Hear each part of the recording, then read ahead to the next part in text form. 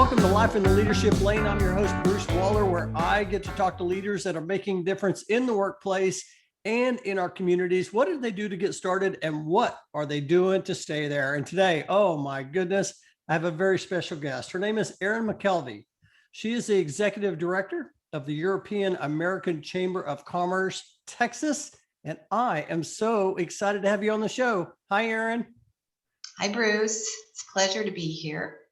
So good to see you. I was just thinking back, the first time we actually met was when your organization asked me to come speak at one of your virtual speaking events. And that was back in 2020. I had so much fun doing that. And and so it's been an honor just to get to know you. It has been an honor to get to know you. That was a fantastic experience. You brought so much to our membership through that, and to HR people.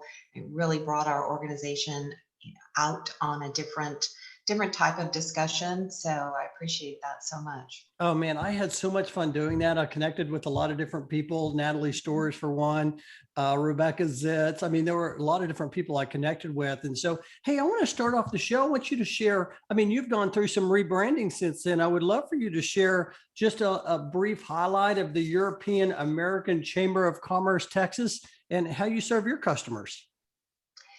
So yes, we are the EACC Texas, make it a little bit shorter, and we're a nonprofit business association serving both European and American companies. Our purpose is one of service to the business community. So we do that by connecting our membership to one another, by creating a platform to educate on trade and policy issues, as well as the latest business innovations happening between the US and Europe. Yeah, I love that. I love that, that international. I mean, we've got a big opportunity to grow that in of course, the great state of Texas, and across the globe. Hey, I want to get into EACC, and I want to dive into that more, but I would love to start the show by just learning a little bit more about you. I would love you to share your story and like, where did you grow up, and how in the world did you get into leadership and serving EACC? Okay, well, I was fortunate as a small child to start life on a farm in Kent, Washington, very close to Seattle, very beautiful community, lots of animals and nature and fishing and children. And then my mother remarried a Texas old man who was in Mobile Pipeline at the time. And we were moved to Midland, Texas from Kent, Washington. So I consider that the first major trauma of my life, and stayed in Midland through high school. And other than that, I've lived also in France and California and the Northeast during different periods of my life. You know, I still have Washington on my bucket list. I have a list of, one of my goals is to visit all 50 states. And one of the states I still have yet to visit is Washington. I want to get up to Seattle in that area. I hear it's just beautiful. Beautiful. It's beautiful. I hear it rains a lot. It used to. There's a big drought going on in the West now, and that includes Seattle, but the climate has definitely changed up there. When I was a child growing up, I remember sitting in my dad's basement in July with a fire going and blankets on. And now July is 100 degrees like Texas. Oh, wow. Oh my gosh. Well, I definitely want to get up to that area. That'd be fantastic. Now, of course, I'm in relocation. And when you said moving, that I could just feel the trauma of relocating to Midland, out in the middle of nowhere. And so what was that like? I mean, I always like to talk to people that have relocated, because it's a stressful time, right? I mean, people will put that at the top of the list of some of the most stressful things to do, but you moving to Midland, I mean, I'm sure that was a challenging time. How old were you when you moved? 10. Wow. Okay. So, you leave your your friends, your whole life behind, and then you're dropped in the middle of the desert. I mean, it was a good community. Midland is a nice place to grow up.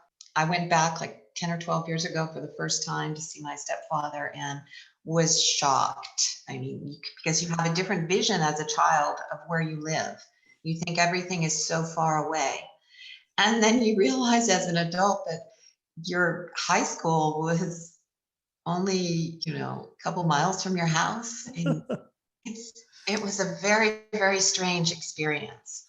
Yeah, I actually got to speak there a couple of years ago to a Sherm chapter, and that's where I learned. That's where President George W. Bush grew up as a child and got to visit his place. I talked to one of the things I like to talk to my guests about is whenever they are, early on, they're not sure exactly what they're going to do. They try a lot of different, there's some people that know exactly what they want to do. My daughter knew she wanted to be a nutritionist, but we go through this path, and I'm just curious, was there a time that, you found your lane, you found like that purpose, like, hey, I found what I love to do? I think that came through different periods. It Mm-hmm. started probably because I'm very independent, had a lot of, when you're living on a farm in a community that's very safe as a child, which a lot of kids don't get to experience now, you are able to go off anywhere. I mean, for the entire day, we'd disappear, and my mother never knew where we were. And so I grew up very independent, was fortunate, went on a high school trip to France, if parents can get their kids involved in any kind of international travel, or just any trip, whether it's to Latin America or anywhere outside of the US, to give them a taste of a different culture, it transforms their lives. It's extremely important for us as a global community to think about how other countries and cultures live, and their ideas are different, and to embrace that. So having that experience in high school, literally, I just kept going. I kept going back to France, back to France, back to France. I went in college for a semester. I became a nanny in France, and learned French. And I think it was that wanting to keep learning and enjoying other cultures and enjoying being in France that kept me going. And I had different jobs, as you do when you're young. You kind of do whatever is there, and someone offers you a job and you say, great, I'll take it. um, Thanks for hiring me. So it's a path. And when I was in contact, was able to join the French American Chamber of Commerce, I would say, I think that was in 1989. I had a job, and the director of the French American Chamber was looking for an assistant for Beaujolais Festival. So this, when I say part-time job, this was literally, you work on Beaujolais for a couple hours or a few hours in the afternoon in the little tiny office, making phone calls. And I had another job. So I was kind of sneaking around trying to do both jobs because I wanted this so badly. And it was literally just for a few months. That was it for me. I found my calling. I loved that. And it wasn't until a few years later that director was moving on to start his own business. And I had the opportunity to apply for that leadership role, and I just jumped at it. I love that. I love that. I heard Sarah Blakely once say, she's the CEO of Spanx. And I heard her say one time, the more we can experience in life, the more we have to offer others. I absolutely agree. Yeah. And embrace that. Just go, do, be. Yeah, I love that. I love how you said, I just jumped in. I knew it. No, that's fantastic. I love that. During our times, our leadership, one of the common threads I've heard from different guests that I've had on the show is when we talk about mentors. It seems that people have had, leaders have had these people in their lives that have just like lifted them up or gave them that boost or challenged them just a certain way. I was just wondering, have you had any mentors in your life that have helped you along the way? I have, and it took me a long time, growing up and becoming an adult to realize the impact that my best friend's mother had on me and still has on me. I call her my other mother. And I lived with her in Dallas for a few years. And anytime I said anything that had a negative connotation to it, she would say, "Well, Erin, isn't there a positive side to that as well? Well, Hmm. didn't that just help you get to this place? And don't you think?" And I was confronted always with this positive feedback from her, no matter what I said.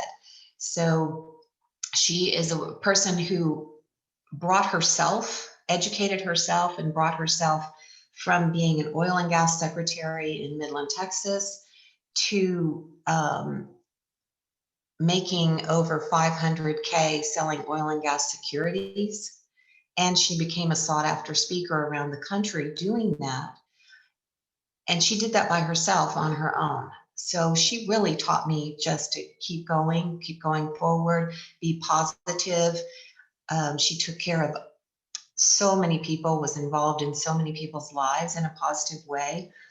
And she still impacts me every time I speak to her. We're very, very close. I also realized later in life what an impact my own mother had. She grew Hmm. up in the 30s on a ranch in Northern California with very little. Then she raised 4 children on a farm and took care of the other children in the neighborhood.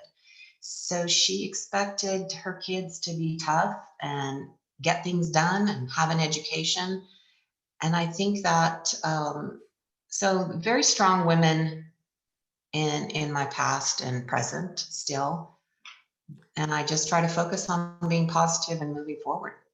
Yeah, I mean, isn't that special to be able to have those powerful influences in your life? It's interesting you talk about how you don't realize it a lot of times until later in life, the Mhm. impact these people have on your lives. But obviously, you've been impacted greatly. And so, I'm curious, do you mentor others today? I wouldn't say I specifically mentor, but my I try very hard when I have interns. I don't try very hard. I just do. I throw them all to the wolves. Sounds horrible. I love it. I make them I make them think for themselves, Hmm. and I make them contribute, and I push them and say, "I'm not going to do this for you. I want to hear what you would think and what Yeah. you would do." Yeah. And I may not use that, and I might change the entire thing, but I want you to have the experience doing it yourself. And I think that every assistant that I've had in the past has gone on to have a really great job and do really well in their careers, because I never held them back, and I asked them to learn everything. I've never pigeonholed someone. And I think that's the best thing you can do for your employees and your children. Yeah, you're right on. I think empowerment is special. And I was at a Brendan Burchard coaching session one time, and he started talking about the importance of challenging people. When you find people that will challenge you, you need to keep them in your life because you'll get better from it. I love that. Oh my gosh, that is so good. Hey, let's talk leadership 2021. I mean, we just came out of 2020 that was just an absolute heavy, heavy time. Everybody found themselves shifting from, or many companies shifting to remote work, virtual training, virtual webinars. That's when I got to speak. I did a virtual webinar.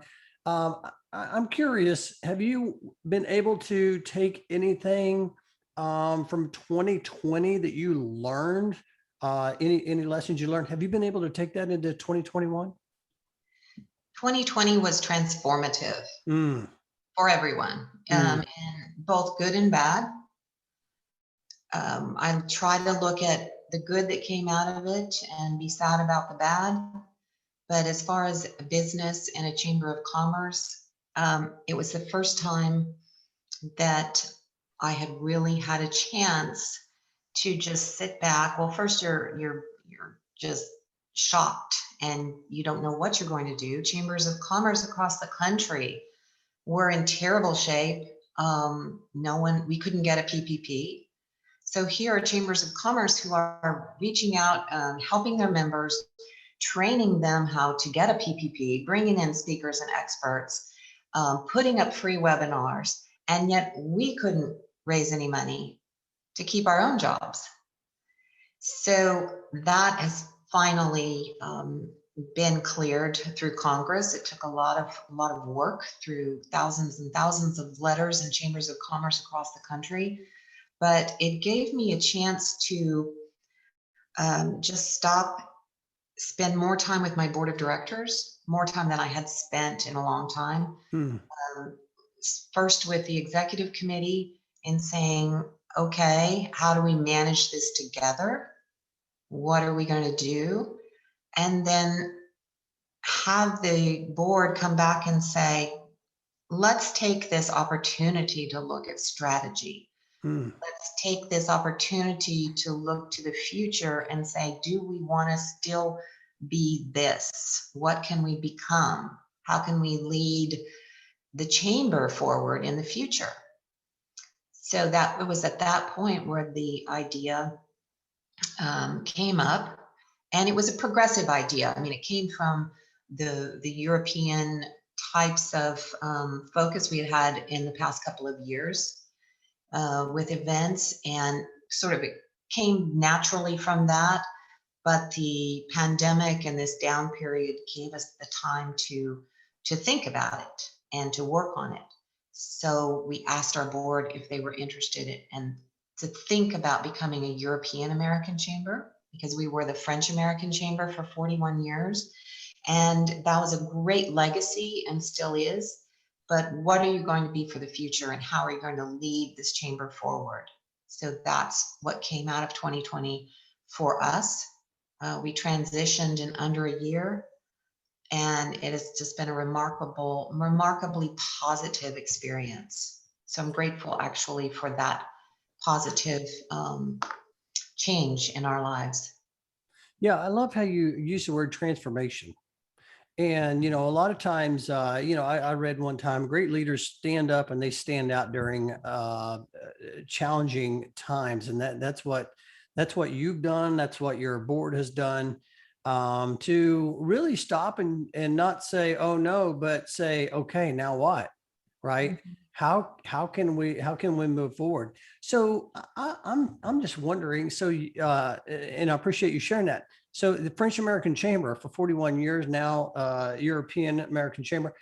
Talk about what does that, how is that different? Why did you decide to shift from French American to now branding as Euro? Is it there's more opportunity for more types of industries, more membership? Talk a little bit about that.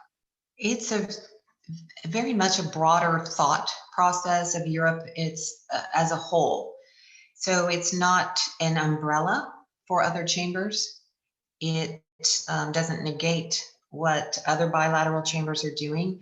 And each country in Europe is important and has different programs for companies. But Europe is stronger as a whole. And the idea of going to Europe for companies, they don't think we're going to move to Italy, or we're going to, start up operations in Spain or Germany anymore. They think we're going to go to Europe. Mm. And the people that are here, there's so many international people in Texas and in North Texas. It is absolutely incredible. The international business and the international business between Texas and Europe, the FDI is just crazy. I mean, it's absolutely huge partnership and very important. So there were only a few bilateral chambers, European chambers, or French American, German American, great chambers, Swedish American around Texas, and we felt that specifically, North Texas needed this, but all of Texas needed it. And that's why we decided to go from just being a Dallas Fort Worth chapter to a Texas chapter. And I have had feedback from regional economic development offices, companies, many people who have just said, this is long overdue. Europe is an enormous trade partner for Texas. And we are so glad you did this. And individuals that are European, they consider themselves European. They may be French or Italian, but they consider themselves European. They've lived, worked, and been educated in multiple countries, and they speak multiple languages. So as the U.S. has its states that are each different and important, the United States is stronger as a whole, and Europe is the same way. So we felt that bringing that to Texas was important, and that this was the right time to do it. I love that. I love that. I'm excited. Armstrong Relocation just joined. So we're absolutely excited to be part of the chamber. And I cannot wait to kind of see what's ahead for you and some of the things you're doing. Anything you want to share that you might have coming up this fall for some of the people that might be listening that might want to maybe learn more or get more involved? So we have a fantastic network, both in the United States and in Europe, which is just a blast, because now I get to work with the directors in Europe and in the Netherlands and in France. And we have a great network here. We do introductions for our members that are just fantastic. We spend a lot of time working with our members, and they're very happy.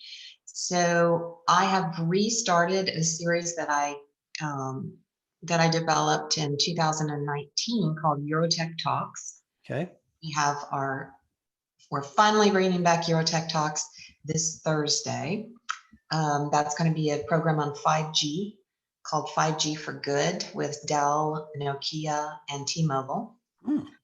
And it's about how 5G kept business going for the past year and a half and is transforming for the future and benefiting both business and society. And so it'll be an interesting discussion on the benefits, the work that these companies have done, and the benefits to society and sustainability and things that have come out of 5G that most people don't really know about. So that's one thing. I'm excited to restart the Eurotech Talks. We'll start in-person events this fall. Doesn't that just feel good? In-person events. I am so ready for that. Even before that, we're starting, we have our annual Bastille Day dinner at La Vendue restaurant in Dallas.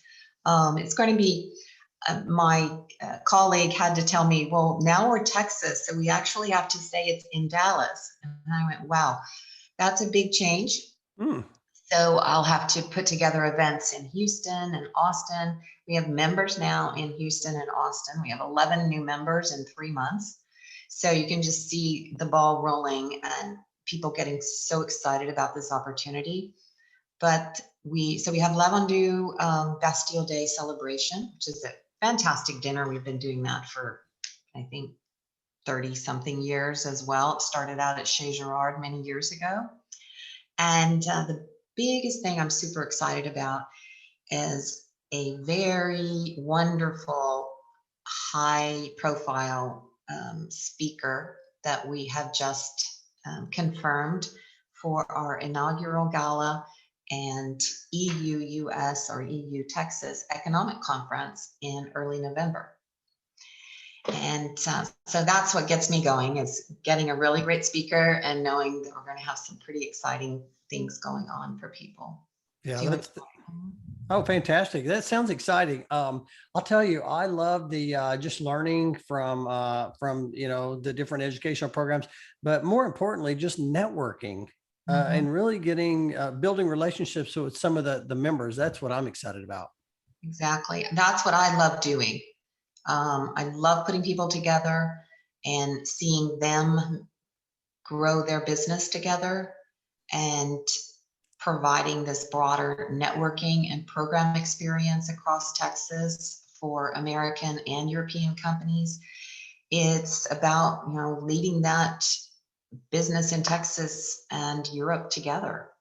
That's fantastic. Well, I'm excited. I'm excited for your leadership and where you're headed. I'm curious if someone's listening right now and says, I want to learn more about that. I heard of the French American Chamber. Now, with the European American Chamber, Texas of Dallas, if they were, and it could be any city, if they wanted to learn more, how would they get involved? What would be the best way? Sure. Website is always eacctx.com. And we have programs through our office, through Miami, the Carolinas, New York, Ohio, the Netherlands, and Paris and France, 2 chapters in France. And both our members and non-members are still encouraged to join. There's no charge for these programs, and they have speakers that are extremely high level and very, very knowledgeable. So it's a different kind of programming experience. And when we get back into just being able to see each other face to face, that's going to be really fun. So it'll also be challenging to see how we can reach people both virtually and in person, and how the kind of the world transitions and keeps part virtual and part in person, and how we're able to move across the state and connecting more and more cities together. Yeah, I love that. I love that. Listen, we're always changing, and we got to figure out how to adapt and just continue to add value. I love that. Oh man, I'm going to put some of the links in the show notes, so anyone that's listening right now can just click on the show note link, and they can go right and find out more about maybe an event, or maybe if they want to be a member, be involved. Hey, I want to shift gears just a little bit, and I want to talk leadership, in particular, leading you. And one of the things I always like to try to pull out from my guests is there something that you do every day? Maybe you have a daily practice that you do every day that helps keep you on track? No, I don't do something every day. I try to read every morning.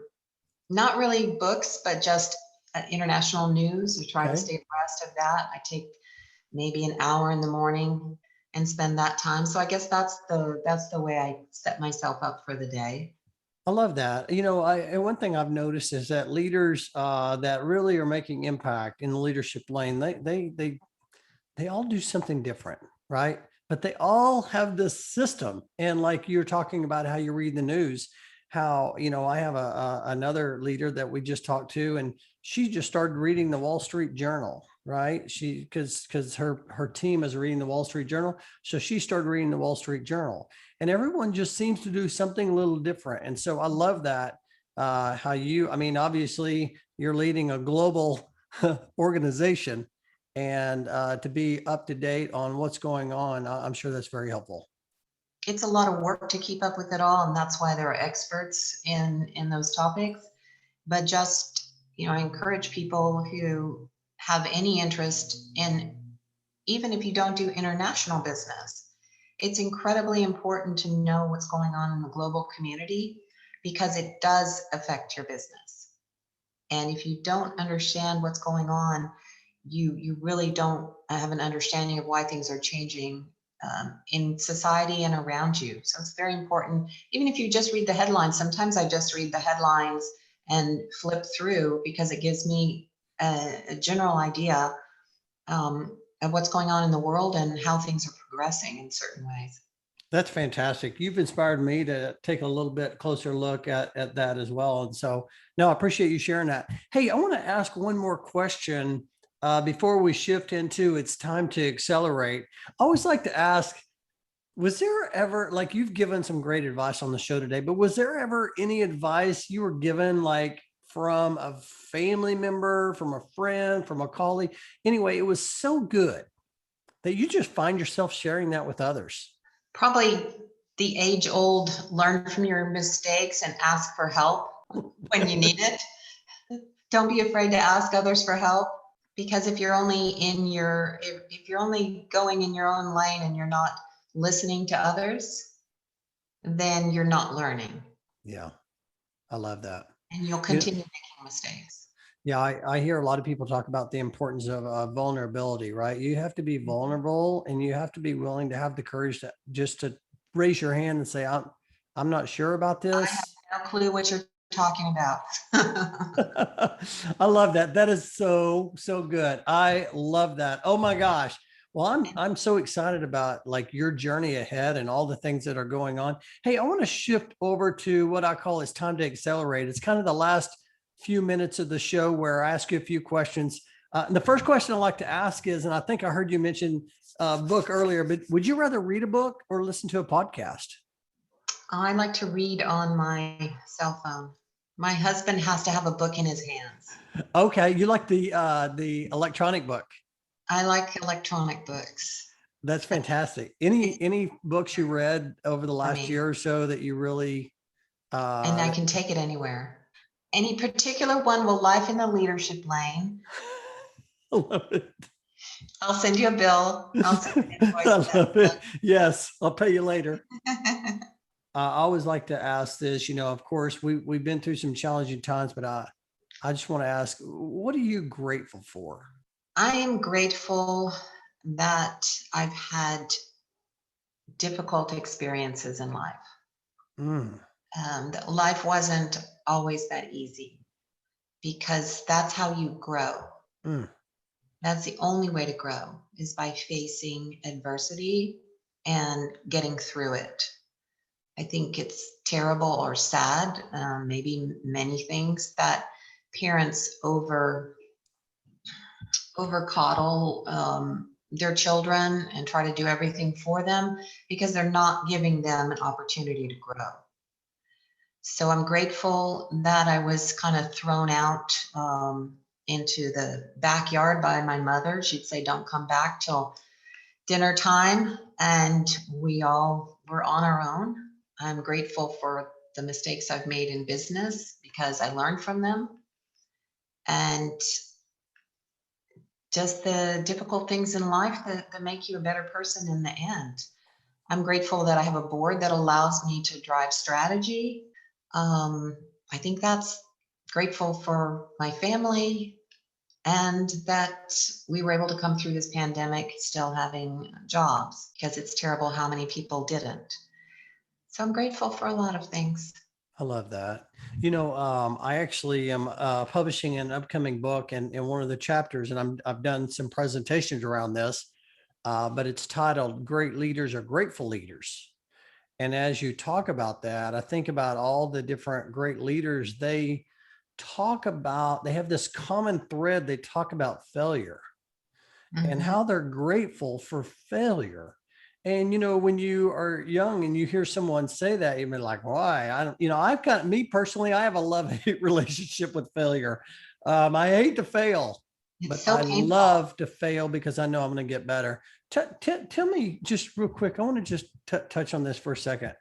Um, what are your thoughts on failure? And like, it sounds to me like you even with your internships, your teammates, you're like, hey, go out there and fail because I know that you're going to get better. But that's challenging. It is challenging, and I'm one of those people who's kind of a perfectionist. So I actually stifle myself because I'm so afraid of making a mistake that I don't move forward and I slow myself down. So I have to sit and work through that sometimes and say it's going to be okay. It always works out. Don't worry. And that's hard. I think that's the most difficult thing that I deal with on a, weekly, daily basis. I think the most important thing that I try to do in life is not to hurt, to do no harm. Yeah. So even if something fails, we look for the positive in it. It didn't fail for everybody. Yeah. So that's what you have to look for. That even if it wasn't 150% perfect, was it 85% or 90%? That's okay. Let's go forward. Man, I love that. I know there's a lot of people listening right now that this is going to help them so much as they are going through that challenging time now, or have gone through that challenging time, to know that someone else is going through that. I love what Kevin O'Leary on the Shark Tank, he always talks about the road to success is filled with potholes of failure. Mhm. And I just love, oh man, thank you so much for sharing that. I think I think that's going to provide a lot of value for a lot of people. Hey, I want to ask you, here we are in July, second half of Already. 2021. What are you most excited about coming up in the last half of the year? Last half of the year, getting some vacation. No one's had vacations for so long, and that's kind of, I'm greatly looking forward to some vacation time off. On the other hand, we are so busy, so active, and have these exciting, great events coming up. I'm really excited about an event we're working on for this fall on carbon capture with the Netherlands and everything that's going on around that topic. Excited about the fall programs, and just excited to rebuild, um, to see my board saying, we took a risk.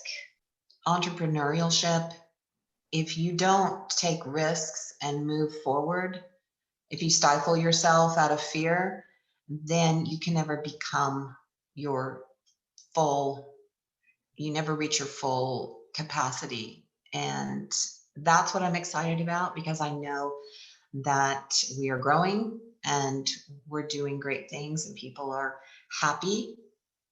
So that was the goal a year ago. We didn't even know if we'd survive. And this year we're wondering how we're going to keep up with the future.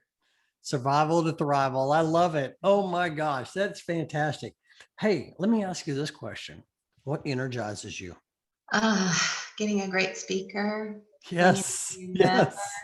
Yeah, I love getting speak. It's just like meeting new people, being able to get back out and see people face to face, the energy that people have and moving forward in life. That's what's energizing me right now. I love it. Oh my gosh. Oh, wow. Well, I knew the time would fly, and we're down to the last question. And this is one of my favorite questions that I like to ask all my guests. And that is, Erin, 10 years older, is around the corner knocking at your front door, and you're going to answer that door. What's she going to tell you? Mm. Why didn't you move to Costa Rica sooner?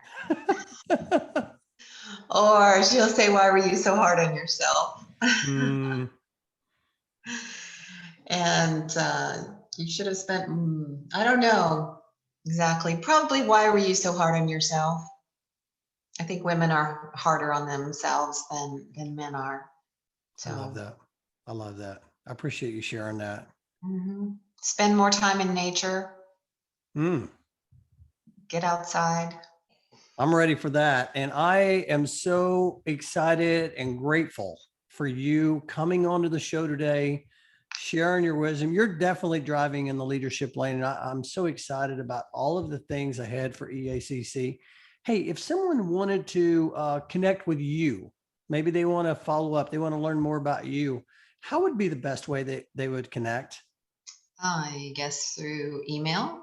They can connect with us at eacctx.com. They can connect with me at McKelvey at eacctx.com. And I'd love to meet them. I will put all of those links in the show notes so people can connect, and hopefully they can connect with you and learn more about what you're doing and what's going on with the chamber, and how they might be able to get involved and maybe even become a member. And so I appreciate you coming on to the show today and just sharing your perspective and wisdom, and helping us understand a little bit more about where your organization's going. And I just want to say how much I really appreciate you coming on. Bruce, it's been a delight. I appreciate you and everything you do for your community, because these podcasts are important. I think you are the driver behind that. Awesome. Well, I appreciate you, and I cannot wait to share this with everybody. So have a great week. I'll talk to you later. Thank you.